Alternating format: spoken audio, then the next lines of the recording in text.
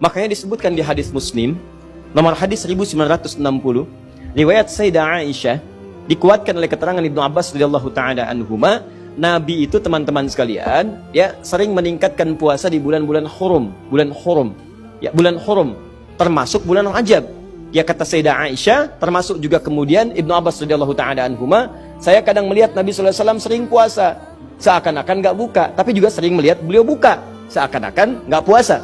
Ya, maksudnya apa? Maksudnya, kalau Anda ingin kemudian meningkatkan puasa di bulan-bulan hurum, seperti bulan Al-Muharram, bulan Dzulqa'dah, bulan Dzulhijjah, bulan Rajab, itu silahkan, boleh-boleh saja. Walaupun tidak ada kekhususan mengkhususkan puasa di satu bulan saja, tidak. Ya, tapi kalau Anda ingin tingkatkan puasa, silahkan, ini dalilnya, yang sahih. Apa dalil sahihnya? Tadi saya bacakan. Ya, pertama, isyarat ayat Qur'annya menyebutkan demikian. Yang kedua, untuk puasanya hadis Muslim nomor hadis 1960. Kalau Anda ingin menunaikan puasa di bulan Rajab dengan mengikuti Nabi, isyaratnya untuk menghidupkan evaluasi diri, terkhusus di bulan-bulan haram yang 4 tadi, maka itu tidak ada masalah, silahkan. Sunnah, boleh. Kalau ada yang tanya, boleh nggak saya puasa bulan Rajab? Silahkan. Anda mau Senin puasa? Silahkan. Kamis puasa? Silahkan. Tidak ada batas, seperti hari-hari biasa. Seperti hari biasa, cuman pahalanya ketika Anda kerjakan untuk menghindari maksiat, maka tadi itu bisa berlipat dari hari-hari sebelumnya. Jelas sampai sini? Jadi kalau Anda ingin puasa bulan Rajab, misalnya saya pengen puasa Senin, boleh. Pengen puasa Kamis, boleh.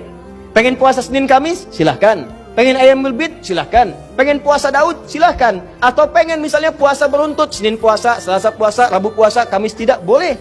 Apa dalilnya? Tadi, karena puasa di bulan-bulan hurum dianjurkan oleh Nabi SAW. Bulan hurum ada 4, 1 Dzulqa'dah, 2 Dzulhijjah, 3 Al-Muharram, 4 Rajab. Paham?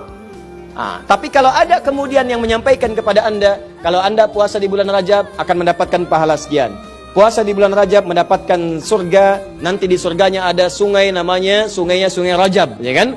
Puasa sehari di bulan Rajab, maka Anda akan diampuni semua dosa, dibebaskan dari neraka. Kalau sudah bebas dari neraka, ngapain puasa Ramadan? Jelas?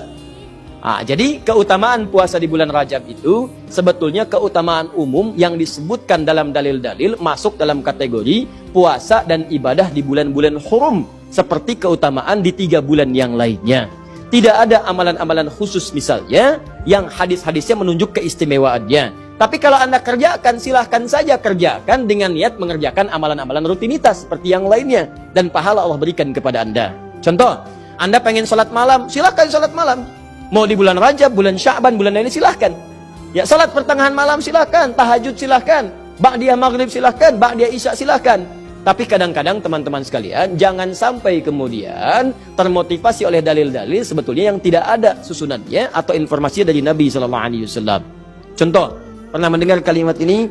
Siapa yang menunaikan sholat di malam Jumat di bulan Rajab, di antara isya kemudian sampai dengan ke fajarnya, dia bacakan kemudian rakaat pertamanya setelah Al-Fatihah, kemudian dibacakan surat A, surat B sampai dengan ke Al-Ikhlas sampai yang lainnya, maka akan diampuni semua dosa-dosanya, dibebaskan dari neraka. Pernah dengar kalimat itu?